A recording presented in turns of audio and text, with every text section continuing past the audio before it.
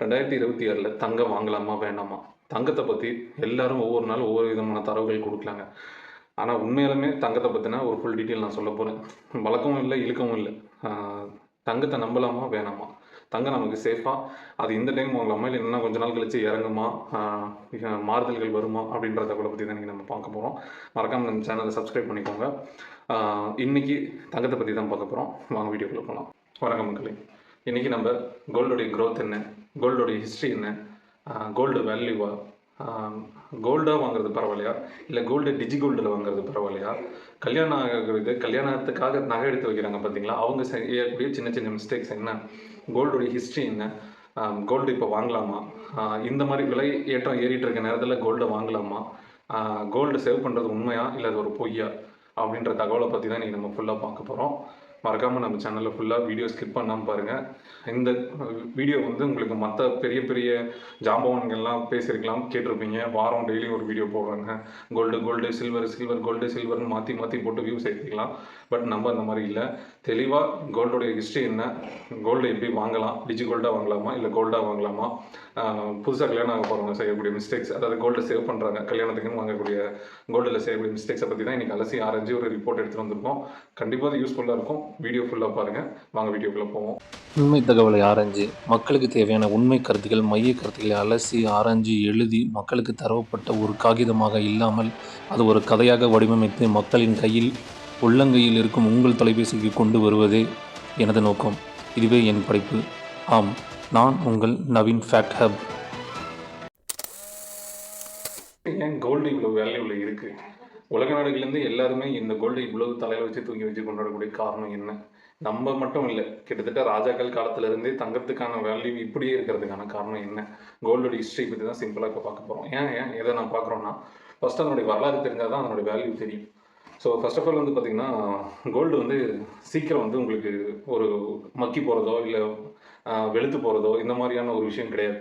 வாங்கி வச்சா எத்தனை காலம் ஆனாலும் அது அப்படியே தான் இருக்கும். தேய்மானம் ஆகுமோ இல்லையோ, ஆனால் அதனுடைய அந்த கலர் சேஞ்சஸ், இப்போ வெள்ளி பார்த்திங்கன்னா வெளுத்து போயிடுது, கருத்து போயிடுதும்பாங்க. ஆனால் தங்கம் அந்த மாதிரி ஆகாது. எளிதில் எந்த இது டைரக்ஷனில் வேணாலும் அதை மாற்றலாம். ஹீட் பண்ணோன்னா அது எந்த வடிவத்துக்கு வேணாலும் கொண்டு வரலாம். எனக்கு தெரிஞ்சு ஒரு ஸ்பூனில் ஒரு சின்ன நம்ம டீ குடிக்கிற இந்த சர்க்கரை கொடுக்குற அந்த ஒரு ஸ்பூன் தங்கத்தை எடுத்து உருக்கி ஒரு சின்ன கம்பியாக லென்த்து பண்ணால் கிட்டத்தட்ட 1 கிலோமீட்டர் வரைக்கும் லென்த்து பண்ணலாமா.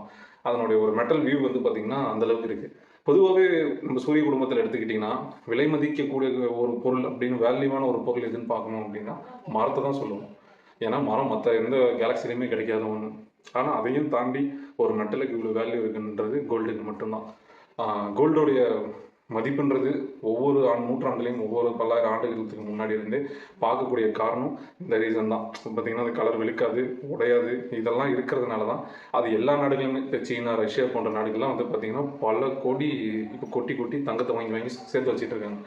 எல்லா நாட்டுக்கிட்ட எந்தெந்த நாட்டுக்கெல்லாம் கோல்டு அதிகம் கிடைக்குதோ அந்தந்த நாட்டிலலாம் பல $1 பில்லியன் கொடுத்து கோல்டை வாங்கி வச்சுட்டு இருக்காங்க. ஏன் அப்படின்னா, கவர்மெண்ட்டு சேஞ்ச் ஆனாலும் கோல்டுக்குன்னு ஒரு ஃப்ளெக்சிபிலிட்டி இருக்குது. அது என்ன மாற்றம் வந்தாலுமே, ஒரு போர் வார் நீங்களே எடுத்துக்க, இதெல்லாம் நடக்குது, வீடியோ பற்றிக்கிட்டு எரிஞ்சாலும் கோல்டு ஹீட் பண்ணுறதுக்கு ஒரு டெம்பரேச்சர் ஆஃப் வேல்யூ வேணும்.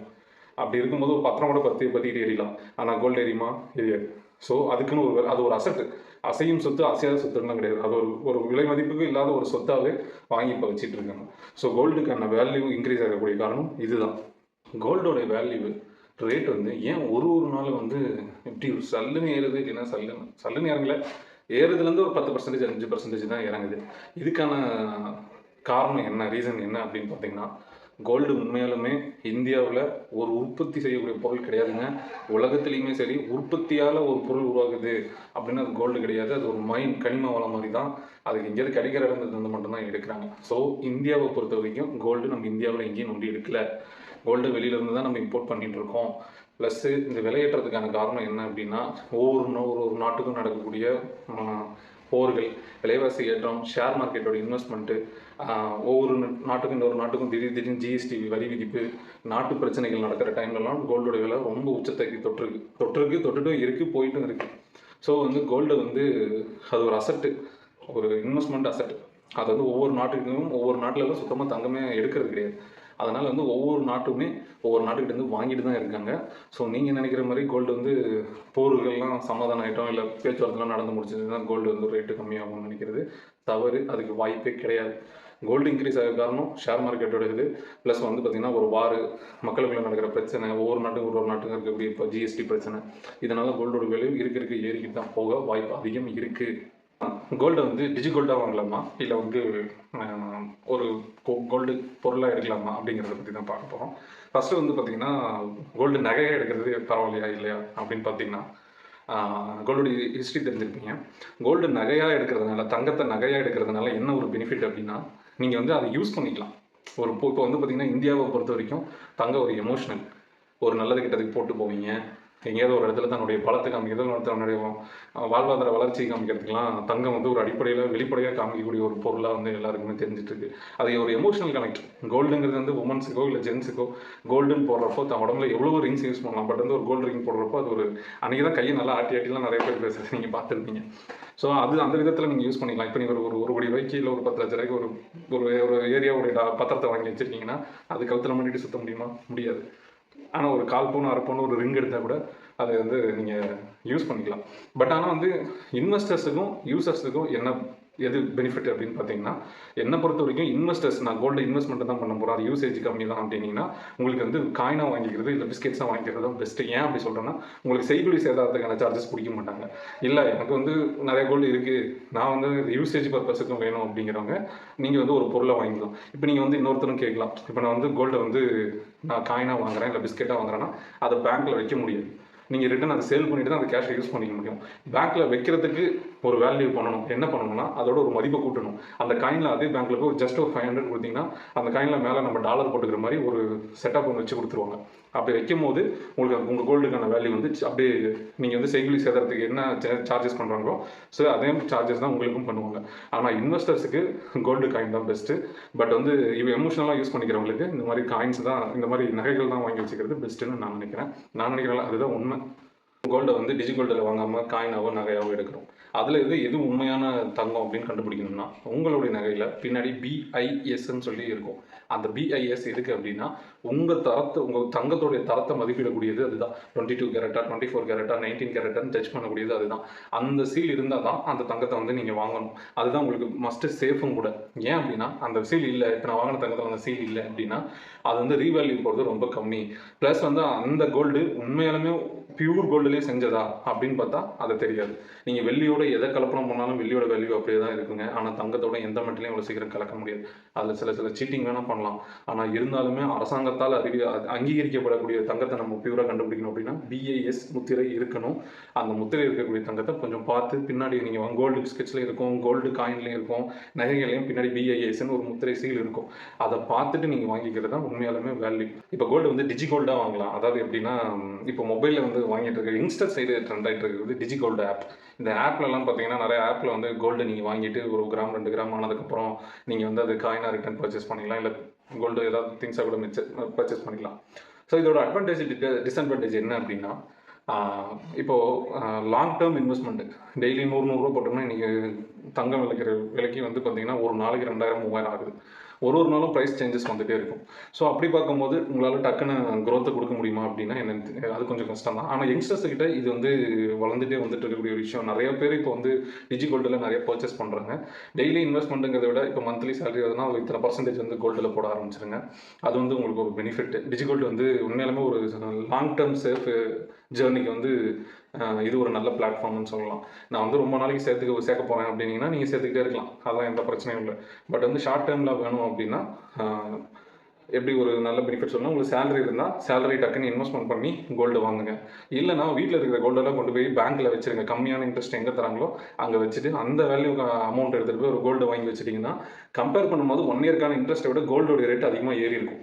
நீங்கள் மந்த்லி அந்த இன்ட்ரெஸ்ட் அசலை கட்டிகிட்டே வந்துட்டு அந்த கோல்டை நீங்கள் எடுத்துடலாம். ஸோ நீங்கள் எடுக்கும்போது உங்கள் கையில் இருக்க கோல்டு கரண்ட் ப்ரைஸ் வந்து பார்த்தீங்கன்னா நீங்கள் வாங்கின ப்ரைஸுக்கும் கரண்ட் ப்ரைஸுக்கும் ரொம்ப சேஞ்சஸ் இருக்க வாய்ப்பு இருக்குது. ஏன் இதை நான் சொல்கிறேன்னா, கரண்ட்டில் நடக்கக்கூடிய வார் ப்ராப்ளம்ஸு, அந்த கச்சா எண்ணெய் பிரச்சனை, பாப்புலேஷன் பிரச்சனை, வெளிநாட்டில் இந்தியர்கள் வாழக்கூடாதுன்னு சொல்லி ரிட்டர்ன் அனுப்பக்கூடிய பிரச்சனை, இதெல்லாம் பார்க்கும்போது கண்டிப்பாக மற்ற நாடுகள் தங்கத்து மேலே வரும். சீனாலாம் வந்து பார்த்திங்கன்னா தங்கத்தில் அவ்வளோ முன்னும் உரிமை எடுத்து அந்த தங்கத்தை வாங்கி வாங்கி குமிச்சிட்டு இருக்காங்க. ஸோ இந்த டைமிங்கில் நீங்கள் லாங் டேர்முங்கிறத விட கிடைக்கும் போது டக்குன்னு வாங்கி வச்சுக்கோங்க. அதை யோசிக்கவே வேண்டாம். இதுதான் வந்து டிஜிகோல்டில் இது ஒரு டிஸ்அட்வான்டேஜ். பட் அட்வான்டேஜ் என்ன அப்படின்னா, நீங்கள் டே பை டே வந்து வாங்கிட்டே இருக்கலாம். கொஞ்சம் கொஞ்சமாக சிறுக அதை மாத சீட்டு நகை சீட்டு போடுற மாதிரி கொஞ்சம் கொஞ்சமாக போட்டு போட்டு சீக்கிரம் நீங்கள் பர்ச்சேஸ் பண்ணி வச்சுக்கலாம். நகையில் இந்த கல்யாணத்துக்கு வாங்கக்கூடியவங்க மிகப்பெரிய பண்ணக்கூடிய தவறுகள் என்ன அப்படின்னு பார்த்தீங்கன்னா, நகை நீங்கள் அன்றைக்கி எடுக்கணும்னு முடிவு பண்ணிட்டீங்க. இன்னொன்று என்னென்னா, நம்ம தமிழ்நாட்டில் தான் சிலருக்கு ஒரு சில இந்த தாலி விஷயங்களோ மோதிரங்களோ ஒரு சில கடையில் வாங்குறதா ராசின்னு பார்ப்பாங்க. பட் நீங்கள் ராசியை பார்த்தீங்கன்னா வேல்யூ வந்து பண விஷயத்தில் அடி விழலாம். சில கடைகளில் செய்கூலி சேதாரத்துக்கான ரேட் ரொம்ப ஜாஸ்தியாக இருக்கும். சில கடைகளில் வந்து பார்த்தீங்கன்னா தங்கம் வந்து ஒரு மாதிரி இதாக இருக்கும் அப்படின்னு சொல்லி ஒரு பவுன் செயின் தான். ஆனால் ஒரு கடையில் பார்த்தா மொத்தமாக இருக்கும், ஒரு கடையில் பார்த்தீங்கன்னா சன்னமாக இருக்கும். ஆனால் ரெண்டுமே ஒரு பவுன் செயினுக்கான வேல்யூ தான் காமிப்பாங்க. ஸோ பொதுவாக நீங்கள் தங்கத்தை எடுக்கும்போது செய்கூலி சேதாரத்தை கம்பேர் பண்ணி வாங்குங்க. உங்கள் மேரேஜுக்கு தங்கம் அன்றைக்கி எடுக்கணும்னு முடிவு பண்ணிட்டீங்கன்னா எங்கே வேணால் எடுங்க. நான் வந்து காயின் எடுக்கல, நான் மோதிரம் எடுக்கிறேன், செயின் எடுக்கிறேன்னா ஒரு 2-3 கடைக்கு போங்க. எப்படியும் 1000, 2000, 3000 டிஃப்ரெண்ட் வரும், வாய்ப்பு இருக்குது. அதனால் செய்கூலி சேதாரம் எந்த கடையில் கம்மியாக இருக்குன்றத ஒரு சர்வே பண்ணி எடுத்துட்டு அதுக்கப்புறம் கோல்டு வாங்குறது தான் எனக்கு தெரிஞ்சு பெஸ்ட்டு. இது வந்து எமோஷனல் டச்சுன்றதுனால சில மக்களுக்கு அது வந்து அந்த மனநிலை வந்து மாறுமா என்னன்னு தெரியல. பட் அடிப்படையில் நம்ம கோல்டு இன்வெஸ்ட்மெண்ட்டாக பார்க்குறோம் அப்படின்னா எல்லா கோல்டுமே கோல்டு தாங்க. அதெல்லாம் ஒன்றுமே இல்லை. இல்லை ஒரு மாடல் பிடிச்சி போச்சுன்னா அந்த மாடல்லே நிற்காதீங்க. ட்ரெண்டில் இன்வெஸ்ட்மெண்ட்டாக பார்த்தீங்க அப்படின்னா இப்படி வாங்குங்க. அதாவது எங்கே செய்கூலி சேதாரம் கம்மியாக இருக்கோ அதை பார்த்து வாங்குங்க. ஆனால் இந்திய மக்கள்கிட்ட அதை பிடிச்சி போச்சுன்னா கொஞ்சம் உடனே பேசி கூட அதுக்கு தான் வாங்கணுங்கிற ஒரு மனநிலை. அதை கொஞ்சம் மாற்றிக்கிறது எனக்கு தெரிஞ்சு கோல்டு இன்வெஸ்ட்மெண்ட்டில் சேஃப்னு நான் நினைப்பேன்.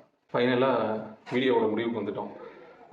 இதற்கு நீங்கள் என்ன பார்த்துருப்பீங்க அப்படின்னா, கோல்டு இன்வெஸ்ட்மெண்ட் பண்ணுறது பெஸ்ட்டாக வேர்ல்டு வார்லாம் நடக்கிறனால கண்டிப்பாக வேர்ல்டில் கோல்டு ரேட்டு இறங்காது. கண்டிப்பாக அந்த ஸ்டாண்டர்டில் தான் இருக்கும்.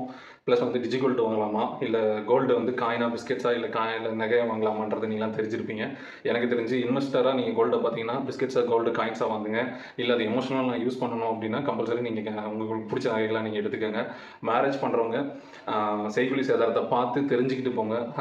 ரொம்ப ராசியான கடை அந்த மாதிரி இப்படிலாம் போயிட்டு ஃபஸ்ட்டு சர்வே பண்ணுங்கள். அதுக்கப்புறம் உங்களுக்கு அது வந்து வேல்யூ படி பார்க்கும்போது சேஞ்சஸ் கிடைக்கிறதுக்கு உங்களுக்கு ஒரு அந்த கல்யாண நேரத்தில் ஏதோ நல்லது கெட்டது நேரத்துலையோ கொஞ்சம் சேவ் தான்.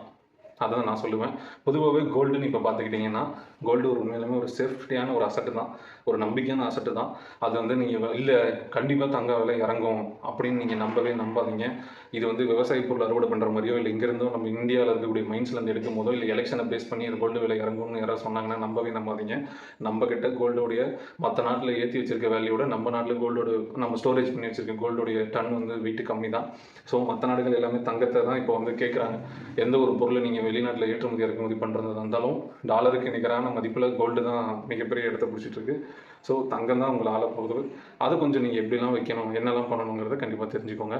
இந்த வீடியோ பிடிச்சிருந்தால் மறக்காமல் லைக் பண்ணுங்கள், ஷேர் பண்ணுங்கள், சப்ஸ்கிரைப் பண்ணுங்கள், உங்கள் ஃப்ரெண்டுக்கும் ஷேர் பண்ணுங்கள்.